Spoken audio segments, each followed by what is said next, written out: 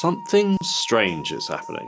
My LinkedIn feed has changed from hype about ChatGPT announcements and N8N workflows into endless posts about vibe coding and coding agents.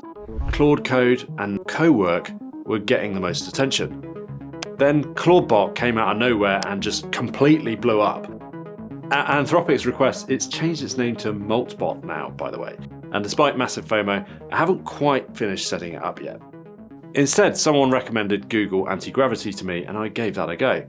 It's a bit less technical than Maltbot, as you don't need to set up in the terminal.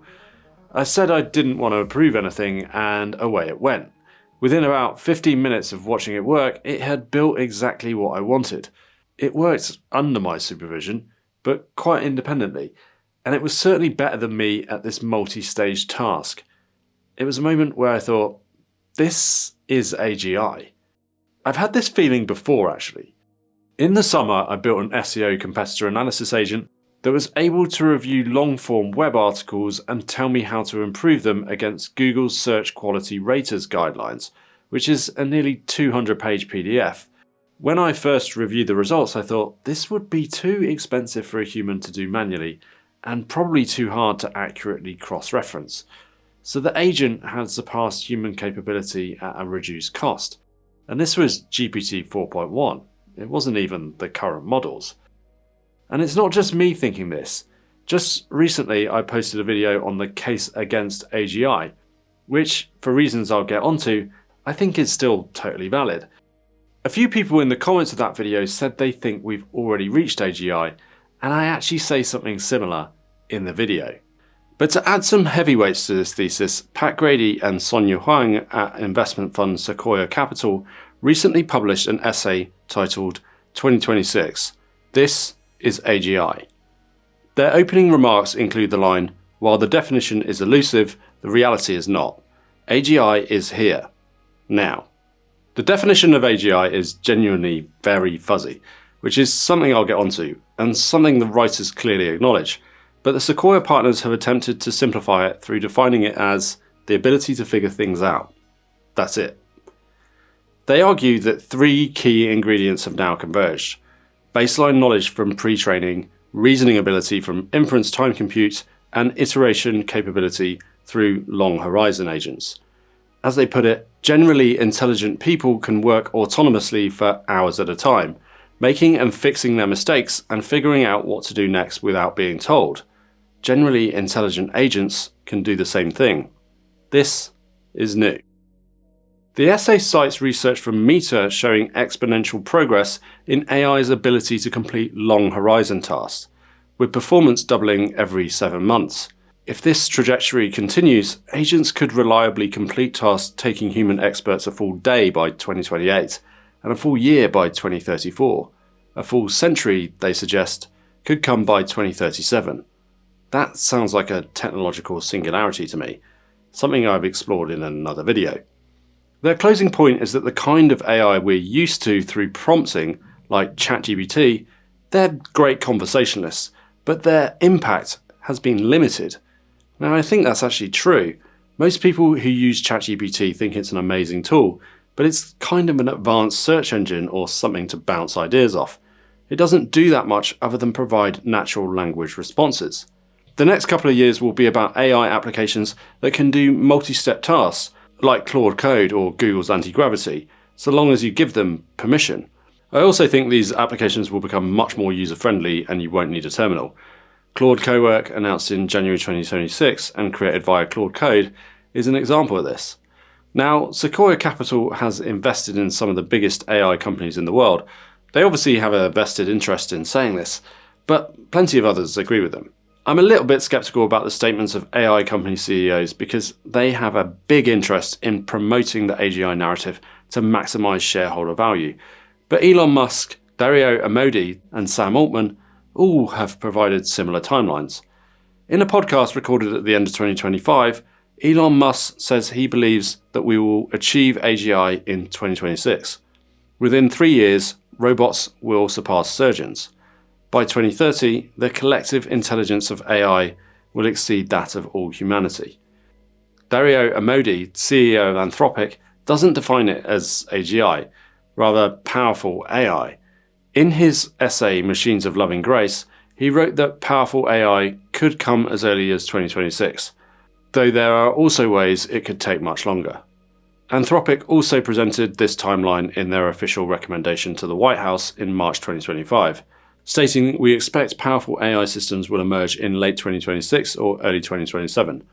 Powerful AI systems will have the intellectual capabilities of matching or exceeding that of Nobel Prize winners across most disciplines.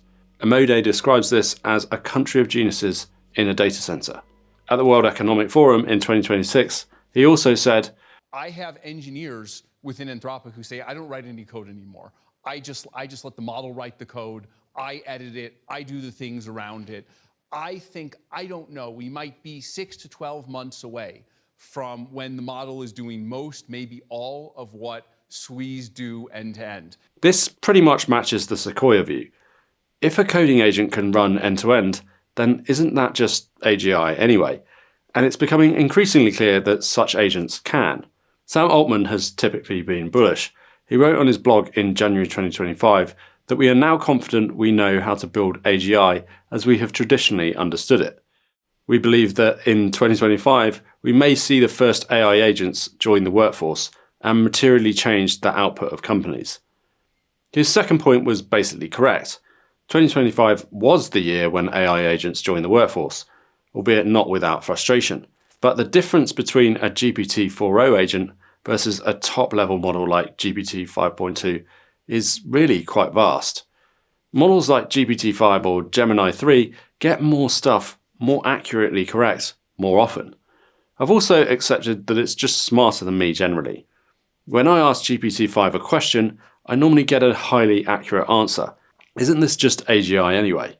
If you saw the vast improvements of now against the often hallucination-filled early years of ChatGPT, wouldn't you think it AGI? One of the reasons why I think it isn't seen that way just yet is because it hasn't been properly let out of its box. I imagine because you're watching this video that you're probably an AI enthusiast and use it regularly, but the average knowledge worker doesn't. Regular paid usage of chatbots is still not even at a majority, in the same way that Google Search absolutely is. Meanwhile, chatbots, or just models themselves, don't have a whole lot of agency. It's only when they're placed in a multi-step workflow or agentic task with considerable permission that you see their greatest potential. There's also a clear dismissal of AI by a lot of people, and I think some of this comes from using older versions without much success. It hallucinates or produces slop are the regular complaints, but with enough tuning of system prompts, you can shape AI to making very high quality outcomes in coding, writing, and image generation. In my previous video, I argued that one of the biggest obstacles to declaring AGI was the lack of any agreed definition. Indeed, in August 2025, even Sam Altman dialed back and called it not a super useful term, because it means many different things. He went on to say, I think the point of all this is it doesn't really matter, and it's just this continuing exponential of model capability that we'll rely on for more and more things. Intelligence is not very clearly defined in the first place. We struggle to define human intelligence with any precision. IQ tests capture something, but nobody believes they capture everything. Emotional intelligence, creativity, practical wisdom, social reasoning, these are all important to how humans interpret people's intellect, yet we can't agree on how to measure them or even whether they're distinct capacities. If we can't rigorously define human intelligence, perhaps expecting a rigorous definition of artificial general intelligence was always unrealistic. The demand for a precise definition before acknowledging AGI might be a form of motivated reasoning, a way to keep moving the goalposts because we're uncomfortable with what the arrival of AGI actually means. In June last year, Sam Altman wrote a blog post called The Gentle Singularity. It's kind of a strange article, but the point the title makes is that we perceive the singularity as a specific event. Now, the term singularity is also interchangeable with a more violent sounding intelligence explosion, a sudden and uncontrolled takeoff, but possibly we're actually moving into the singularity already.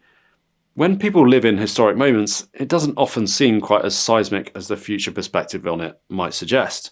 That's because while life may be changing from an old way of doing things, there's still a huge array of human traits and behaviours that normalise that situation. And while historians like to bracket events with dates so they can focus their work, the unfolding reality doesn't really work like that. If you take something massive like the Second World War, then when it started really depends on where you lived. In 1937 in the Far East, 1939 in Europe, and 1941 in the USA and the USSR, although the USSR was also part of the 1939 action. Then also, while the war is clearly bracketed by hostilities starting, it was really part of a much longer 30-year cycle, which included World War I, and could stretch back even further to German unification in the 1870s. Now, I digress a bit, but my point is that AGI development is likely to be a much more evolutionary process than a sudden event. I very much doubt we're going to suddenly wake up one day and feel like AGI has arrived. It sort of feels like the generative AI era started with the arrival of ChatGPT in November 2023, but it didn't. Of course it didn't. Generative AI applications have been around before this, and AI development stretches back to the 1950s, with it becoming much faster paced during the 2010s. Such shifts come more gradually than it may seem.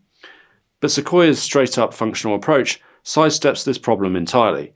They don't ask whether AI systems have achieved some abstract benchmark. They ask whether these systems can figure things out autonomously. By that measure, the definition debate almost becomes irrelevant. The systems either work or they don't, and increasingly, they do work. In my own experience with Google Antigravity, the system worked autonomously for 15 minutes, made decisions and corrected its own errors, and produced exactly what I needed. By Sequoia's functional definition, the ability to figure things out, that's AGI. There are also reports of Tesla achieving a US coast-to-coast fully self-driving trip of 2,700 miles. That sounds like a very long horizon agent to me, doing a lot of things in order over the course of about 45 hours of driving time. Of course, I share some skepticism too, otherwise I wouldn't have made a video about it, and I think some of the skeptics raise many valid points. Yann LeCun, formerly the chief AI scientist at Meta and Turing Award winner in 2019, remains critical. In mid-2025, he said there was absolutely no way that we would reach human-level AI by scaling up LLMs. We would be able to ask questions to an artificial intelligence with a gigantic memory, but this is quite different from having a Nobel Prize-winning equivalent that is able to create novel insights. He doubled down on this view in December, saying, "There is no such thing as general intelligence. This concept makes absolutely no sense because it's really designed to designate human-level intelligence. We think of ourselves as being general, but it's simply an illusion." To this, Google DeepMind CEO Demis Hassabis said LeCun was plain incorrect here. He's confusing general intelligence with universal intelligence. Now, Hassabis doesn't reject AGI, but he has some much more conservative timelines on it than, say, Sam Altman or Elon Musk, predicting that it's more likely to arrive in 5 years than the next 2. But what's interesting about LeCun and Hassabis is that they both work or have worked at 2 of the big tech corporations involved in the AI race, and have much longer timeframes than those working on the smaller AI-focused companies like xAI, OpenAI and Anthropic. It correlates to me that hype from the newer companies is driven for investment reasons. LeCun does cut quite a lonely voice amongst the top executives and scientists by saying large language models won't enable human-level machine intelligence, but there are still strong arguments for why they won't scale. Tim Detmers from Carnegie Mellon argues that AGI and superintelligence are physically impossible fantasies born from treating intelligence as an abstract concept rather than a physical process. Mainly this comes from a scaling problem and that we're near the limits of what we can do with current architecture, a view echoed by OpenAI's former chief scientist Ilya Sutskever. According to Detmers, the future belongs not to those chasing mythical AGI or superintelligence, but to China's approach of widespread economic diffusion, integrating good enough AI everywhere for practical productivity gains rather than racing toward an impossible goal. I also find the human-level AGI definition philosophically difficult. Going back to definitions, human intelligence is pretty broad.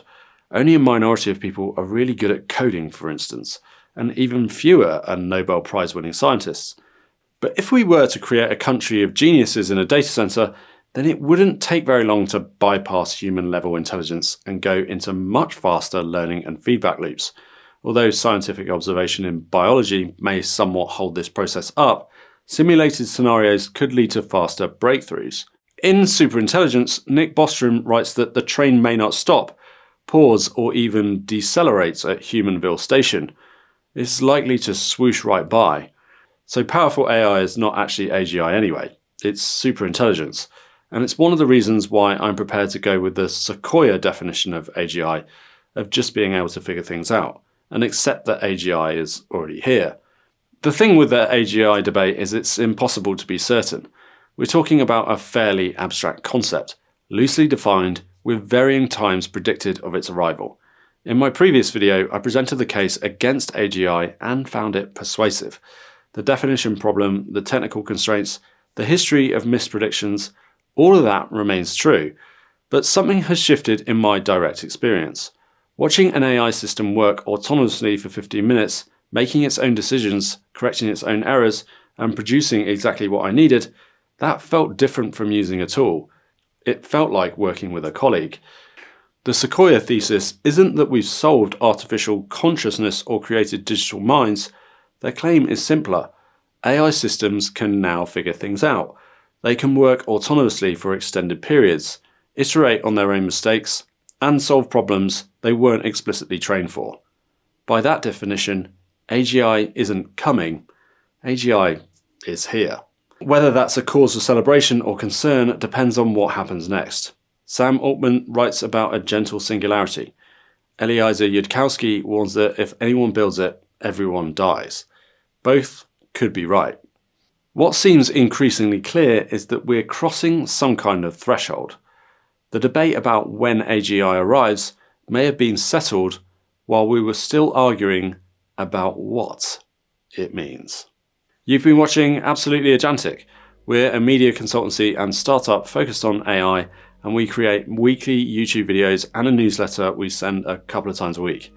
In a world of AI hype, we're trying to strike a balance, looking at a range of opinions to cut through an increasingly complex world. The best thing you can do to support us is to sign up to the newsletter in the description or subscribe to the channel. But also don't forget to like and leave us a friendly comment. See you next time. It'll be absolutely agentic.